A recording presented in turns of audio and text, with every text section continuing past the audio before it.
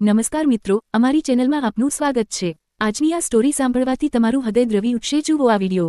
એક નાનકડા ગામમાં મીનાક્ષી નામની એક મીઠી અને નિર્દોષ દીકરી તેના પપ્પા વેલજીભાઈ સાથે રહેતી હતી। ગામ નાનું હતું, પણ એમના દિલ ખૂબ મોટા હતા। મીનાક્ષીની માં જ્યારે તે નાની હતી ત્યારે જ ભગવાન પાસે ચાલી ગઈ હતી। ત્યારથી વેલજીભાઈએ જ મીનાક્ષી માટે માતા અને પિતા બંનેનો રોલ નિભાવ્યો હતો।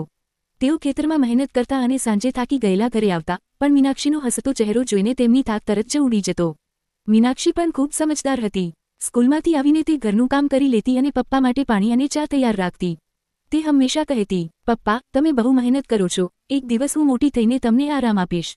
વેલજીભાઈ હસીને કહેતા, મારા માટે તારો આ પ્રેમ જ સૌથી મોટો આરામ છે, દીકરી।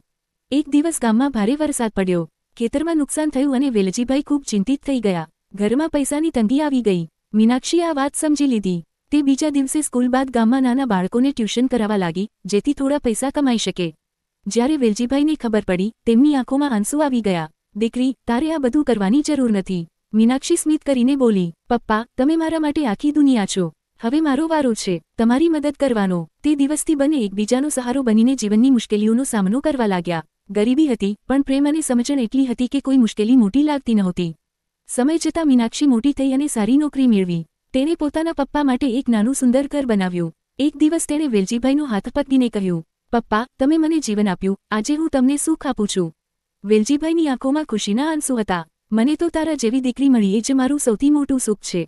આ રીતે એક નાનકડા ગામની આ પિતા દીકરીની પ્રેમભરી કહાની બતાવે છે કે સાચો પ્રેમ અને ત્યાગ કોઈ પણ મુશ્કેલીને હરાવી શકે છે।